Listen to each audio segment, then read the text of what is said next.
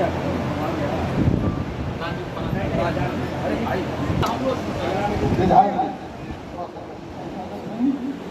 राम नाम को प्रहार जो गाजीपुर से कल तक आए हुए हैं, इनका हम लोग बहुत बहुत स्वागत करते हैं।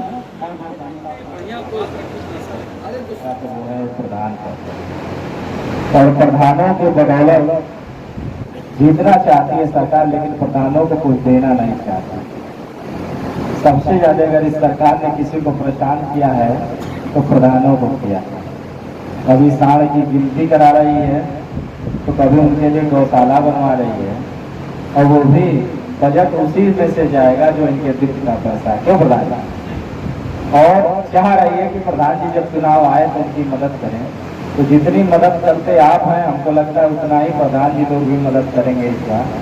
और इस बार समाजवादी पार्टी की सरकार समाजवादी पार्टी के प्रत्याशी को जिताने का काम करेंगे। हम आपका भी धन्यवाद करते। साथियों, आज ये चुनाव जो आपके बीच में हो रहा है, ये चुनाव का समय नहीं है। दारा सिंह चौहान इस्तीफा दिए, और इस्तीफा इस बात में नहीं दिए कि कहीं अन्याय के खिलाफ लड़ाई लड़ रहे थे, कहीं शोषण के खिलाफ लड़ाई लड़ रहे थे, कहीं नाली खड़ंजे और सड़क की बात की लड़ाई कर दिए।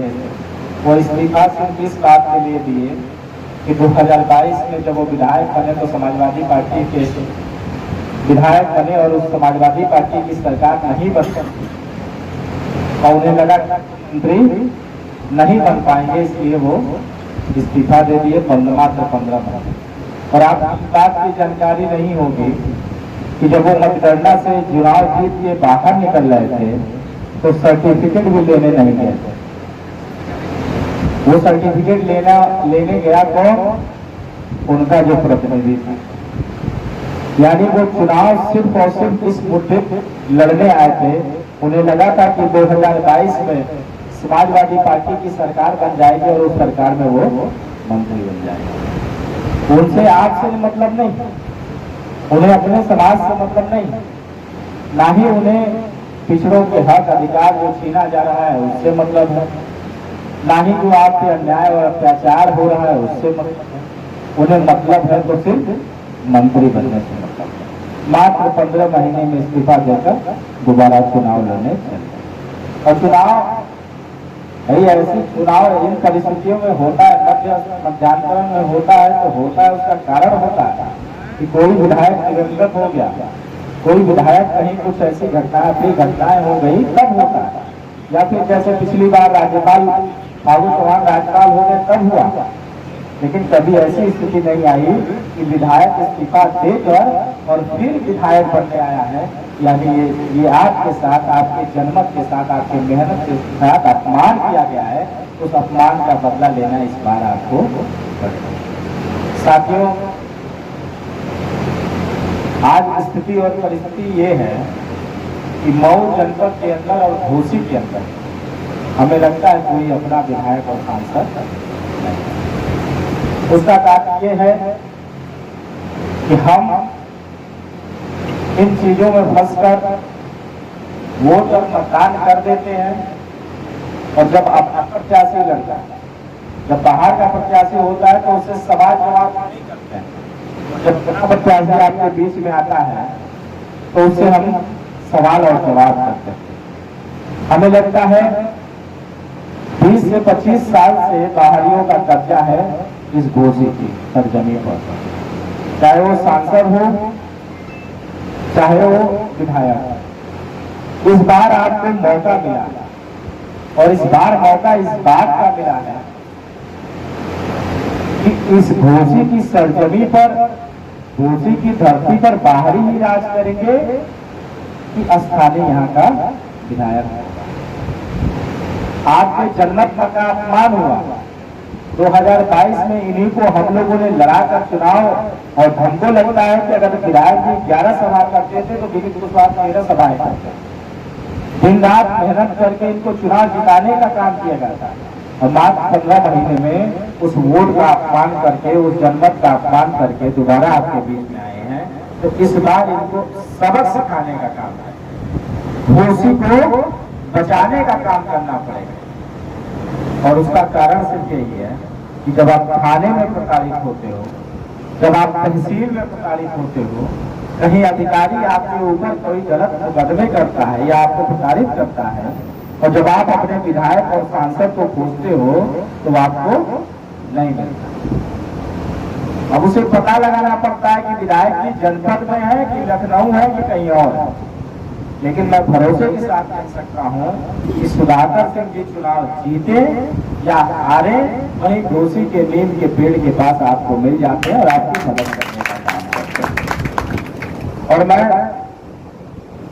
आज मौर्य समाज के बीच में हूं और आप लोगों से विशेष तौर पर निवेदन करूंगा, और निवेदन इस बात का करूंगा कि हम लोगों ने 2007 में बसपा के साथ हम रहे और बसपा की पूर्ण बहुमत की सरकार बनाए ना। बसपा ने दिया और बसपा ने हमारे मंत्रियों को छीन भी लिया, उनको बर्बाद भी कर दिया।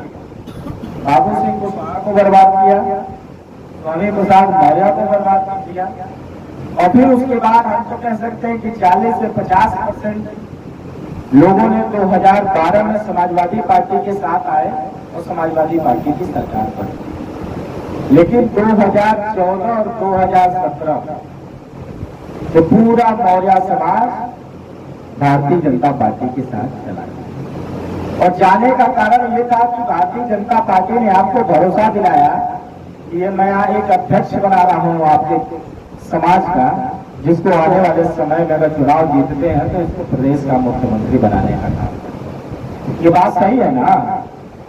केशव प्रसाद मौर्य को बीजेपी वालों ने प्रदेश का अध्यक्ष बनाया और पूरे उत्तर प्रदेश के अंदर घुमाया, और मौर्य के साथ साथ छोटी छोटी बिरादरियां जो पिछड़े वर्ग में आती हैं, उन लोगों ने भरोसा किया कि इस बार भारतीय जनता पार्टी मौर्य का और पिछड़े का मुख्यमंत्री बनाने जा रहे हैं।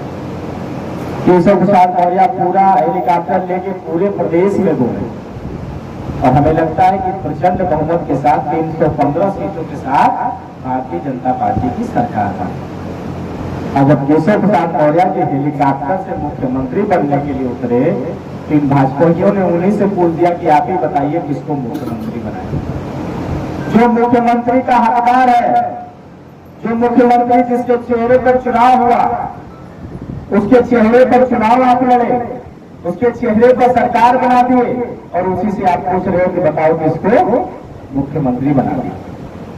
और मुख्यमंत्री की गद्दी तो छोड़िए, हेलीकॉप्टर से उतरने के बाद उनको स्टूल पे बैठा दिया। बताओ मौर्य समाज का अपमान हुआ कि नहीं? मौर्य समाज के भरोसे का अपमान हुआ कि नहीं हुआ? यहां तक कि उनके विभागों में भी कटौती की गई, उन्हें काम तक नहीं करने दिया गया। और 2022 में आपको याद होगा कि सांसद जी बैठे हैं, फाजिल नगर से स्वामी प्रसाद मौर्य जी चुनाव लड़ रहे थे। हमें लगता है कि जब वो भाजपा में थे तो बहुत अच्छे थे उनके लिए, लेकिन वो भारतीय जनता पार्टी छोड़कर समाजवादी पार्टी में आ गए तो ये भाजपाई उनकी जान लेने पे आमादा हो गए। और फाजिल नगर के अंदर इतना बड़ा हमला करवाया था कि अगर वो सतर्क न होते तो शायद मुझे लगता है कि उनकी जान चली जाती और बचते नहीं। तो 2017 में आपका अपमान हुआ, 2022 में अपमान हुआ, सब अपमान का बदला आज तक आप नहीं ले पाए। वोट आप करते हैं बहुजन समाज पार्टी को, वोट आप देते हैं भारतीय जनता पार्टी को। कहीं विनीत कुशवाहा आपसे मांगने चले आए तो आप पूछेंगे कि क्या कहिए हम अखिलेश यादव। अरे आप वोट देते हो बहुजन को, वोट देते हो भाजपा को, तो हक और रिश्तेदारी क्यों मांगते हो आप समाजवादी पार्टी? भरोसे के साथ कहता हूं कि स्वामी प्रसाद मौर्य को चुनाव हारने के बाद अगर कोई सदन भेजने का काम किया तो समाजवादी पार्टी के नेता आदरणीय अखिलेश यादव ने भेजा, दूसरा किसी ने नहीं भेजा। इसलिए मैं निवेदन करता हूं, मैं आज करने आया आप और हम खेती पर डिपेंड है। हमारे पास जो ले दे के अभी बचा है वो खेती बची है, नौकरी की तो उम्मीद छोड़ दीजिए आप। जब चुनाव आता है तो भारतीय जनता पार्टी एक सुगोधा लेके आ जाती है कि आपको मुसलमानों से खतरा है, भगवान रामचंद्र जी कष्ट में है, अगर आप नहीं संभालोगे तो बर्बाद हो जाएंगे। भगवान की रक्षा हम तो कर हो गई। हाँ, अगर उनकी ताकत। आपसे मैं यही बात पूछना चाहता हूं कि अगर आपके पास खेती है तो आपके मुसलमानों से खतरा है कि सांडों से खतरा है? सांडों से खतरा कैसे का? मुसलमान क्या हेलो, मुसलमान क्यों चलते हैं बताइए? ये तो क्या खतरा आपको है? खेती, उस खेती पर भी अगर किसी की नजर है तो भारतीय जनता पार्टी के इन साड़ों को जो छोड़े हुए साड़ है इनकी नजर। आप दिन भर खेती करते हैं और शाम को खेत में बैठ कर रखी करते हैं। क्या इसी के लिए भारतीय वोट दिया था आप लोगों ने? इसलिए मैं आपसे निवेदन करने आया हूं, आग्रह करने आया हूं कि समाजवादी पार्टी अगर यादव और मुसलमानों की होती, अगर समाजवादी पार्टी यादव और मुसलमानों की होती तो आपके बेटे को समाजवादी पार्टी कभी विधानसभा का प्रदेश अध्यक्ष नहीं बनाती, आपको प्रदेश अध्यक्ष नहीं बनता। समाजवादी पार्टी के नेता अखिलेश यादव जी ने हमेशा सम्मान किया, चाहे वो लीलावती कुशवाहा जी हो, चाहे नरेंद्र प्रसाद कुशवाहा जी हो, चाहे अशोक कुशवाहा जी हो, चाहे सीताराम कुशवाहा जी हो, सभी लोगों को सम्मान देने का काम अगर किसी ने किया है तो समाजवादी पार्टी ने। और मैं भरोसे के साथ कह सकता हूं कि अगर समाजवादी पार्टी की सरकार होती तो स्वामी प्रसाद मौर्य प्रदेश में उप मुख्यमंत्री के दर्जे पर होते और वो मुख्यमंत्री होते कि जिनको काम करने का मौका मिला, उन्हें क्यों नहीं मिलता, उन्हें सम्मान मिलता। इसलिए मैं मौर्य समाज से विशेष तौर से निवेदन करने आया हूं कि धार्मिक तत्वों को अपनी आंखों से खोलिए और आप सभी लोग अपना पारी पूरा कर चुके हैं लगभग। अब जो पारी है वो हम नौजवानों की, और हम नौजवानों के पास आज की डेट में कुछ नहीं बचा। हमारे पास न नौकरी है न रोजगार है। मेरे से ऊपर की एक पीढ़ी आप देखिए, उनकी 4 और 5 साल की नौकरी मैक्सिमम बची होगी, वो 5 साल बाद रिटायर हो जाएंगे तो एक एक मौर्य समाज के घर में खाली बचेंगे और वो भी बचेगा सिर्फ खेत। और जब आपके पास नौकरी रोजगार नहीं होगा तो आप इसी खेत को बेचकर आपको अपने को जीवन यापन करना पड़ेगा, वो भी आपका चला जाए।